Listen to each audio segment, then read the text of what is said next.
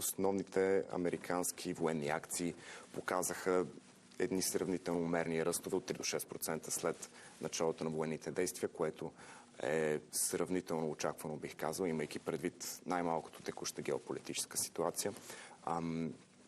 Една от по-покачилите се компании е L3Harris. Те се качиха с 7%, като самите компании, между другото, трябва да спомена, че се качиха с над 15% за изминалия месец. Но както и да е, L3Harris, компанията, която произвежда Patriot, ARAM ракетите, всички, които са свързани с защита, като има едно много интересно нещо при нея, че те сега ще направят спин-оф на звеното им за ракети. Защото в момента това е от едно доста агресивно търсене. Ще споменем и още няколко други неща за дроновете. Но в случая те ще правят този спин-оф, който е сравнително високо очакван от пазарите, поне от мен също, защото в това звено се включва производството на ракетите и също така горивото, което е твърдото гориво за ракети SRM. Това е в момента в индустрията един доста сериозен ботълнек, т.е. има малко компании, които се занимават с това и когато имаме високо търсене, може самата цена на акциите, които го предлагат, да предостави потенциална възвръщаемост. Подобно, например, с рамта от последните няколко месеца в последствие на нуждите на половин година. Да. Там се изстреля цената. Други компании, какво ви направи впечатление? Вече за дроновете трябва да поговорим, защото в момента виждаме отново едно доста агресивно използване на дронове в военните действия, като тук в момента, даже за по-големите военни компании, които в момента се покачват, това не бих казал, че е най-позитивното нещо, защото в момента текущата ситуация в военния сектор е такава, че ако имаме по-продължителна война, то държавите не могат да се защитават от дроновете, защото Иран само от началото на войната са изстреляли 2000 дрона, 2200 дрона. В Украйна се използват понад 9500 дрона на ден. Русия най-силния месец, така от към дронове, които са шед дроновете или подобни на шед дроновете, Геран се нарича, няма да влизаме в някакви такива детайли, 6500 дрона за един месец. И в случая един дрон струва по Геран, например, 10 до 50 хиляди долара. Една ракета, например, Patriot, с които се използват, за да се прихващат тези дрони, струва 20 милиона. Икономиката на войната не позволява използването на ракети в по-продължителен конфликт. Това виждаме и в Украйна какво се случва. Също така в момента в САЩ, утре всъщност, ще има среща на американската администрация с основните военни компании, за да се говори с допълнително финансиране за използване за производство на ракети и противовъздушна защита. То ще им трябва дронове, може би, за да им излезе сметката, както вие казахте. Скъпите ракети от противовъздушната отбрана да свалят по-евтините дронове. Да, чисто икономически за по-продължителен конфликт не можем да говорим за теза, която е в полза на ракетите. И следователно вече отиваме на как ще се защитим срещу дроновете, защото видяхме в момента липсват защита срещу дрона. Видяхме в емирствата какво се случва. В Бахрейн видяхме един дрон, който струва 10 000 долара да унищожава радар за над 1 милиард долара.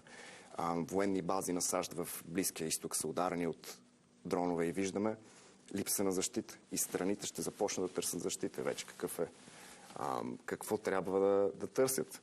В случая дронове, например, компании като Drone Dome, компании за защита от дронове виждат едно сравнително засилено търсене.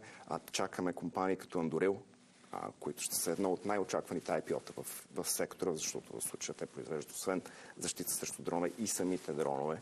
Вече когато включим и изкуствения интелект в картината, нещата стават изключително интересни. Хайде да го включим изкуствения интелект, защото така много се изговори и списа за отношенията между Anthropic и Пентагона в последните седмици. Wall Street Journal публикува един много интересен материал тази седмица за това как Съединените щати използват модела за изкуствения интелект на Anthropic във войната в Иран.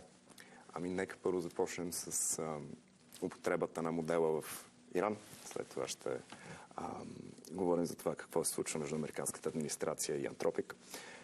Първото нещо, което е самия модел в момента се използва в комбинация с платформата Maven на Palantir за избиране на цели, филтрация на данни и до каква степен е ефективен, нямаме точната информация, но това, което виждаме в момента и ударите, които са нанесени върху иранската инфраструктура за, да кажем, балистични ракети, виждаме сравнителен успех, защото в началото на понеделник всъщност Иран изстреляха доста ракети. В момента вчера всъщност видяхме намаляване на този обем с 83%, а дроновете с 74%, т.е. имаме сравнителна ефективност.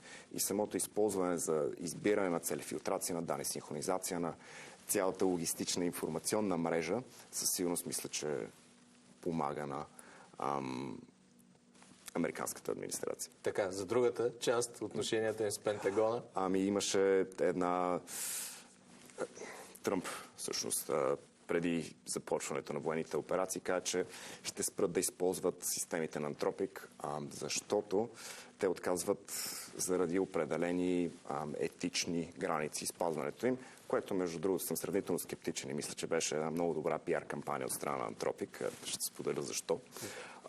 Но Тръмп каза, че не трябва да има ограничения за използването на изкуствения интелект, за, например, взимането на автономни решения, за елиминирането на цели, включително и хора, и също така за наблюдението на хора в САЩ, масовото наблюдение на хора. Anthropic казаха, това са червени линии за нас, не сме съгласни и съответно Тръмп каза, обявяваме ви като така наречена supply chain риск, който когато една компания бъде обявена за риск за веригите на доставки, съответно други по-големи компании не могат да използват без определени проблеми. Тоест за всички мислещи хора това може би е някакъв вид червена линия, защото в последните месеци и години много коментирахме за това как трябва да има етични измерения използването на изкуствения интелект. Сега изведнъж заради войната идеално оправдание великите сили в света да започнат да прескачат тези граници. Как ви се струва това?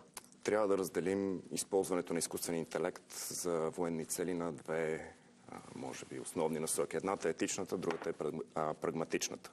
Защото в случая, в един перфектен свят, да. Но, кажем Китай. В Китай няма тази дискусия, която е за етичното използване на изкуствения интелект и вземането на автономни решения за елиминацията на цели. Те ще го направят. И в момента западният свят е поставен в такава ситуация, дали да следваме етиката и да кажем, не, няма да използваме този изкуствен интелект за масово наблюдение, например, и за елиминирането на цели без човешка намеса, или да изпаднем назад в надпреварата, което е изключително трудно решение. Ще видим дали са готови да го направят, но тук важното нещо, което започнах и ще да споделя, е, че след развалянето на отношенията между американската администрация Anthropic, OpenAI се намеси, казаха, ние ще работим с вас. Имаше изключително агресивен,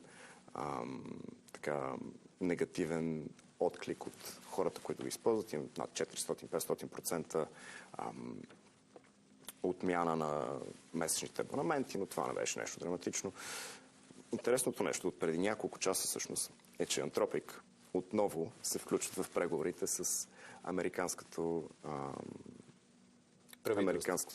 правителство и Пентагона, за да използват техните решения. Всъщност вече виждаме на къде клони, дали ще следваме етичния път или прагматичния и съответно ще видим резултатите какви ще са. Рано е да спекулираме, но... Дронове, ракети, противовъздушна отбрана и изкуствен интелект. Общо ето това усетих от разговора като послание на там инвеститорите да се насочат. Със сигурност има потенциал в следващите години. Следващата година всъщност според мен ще е фокусът върху компаниите, които защитават дронове и след това вече отиваме към тези, които произвеждат дронове. Много ви благодаря за този коментар. Успех, Ивайло Чаушев, главен пазарен анализатор в Delta Stock.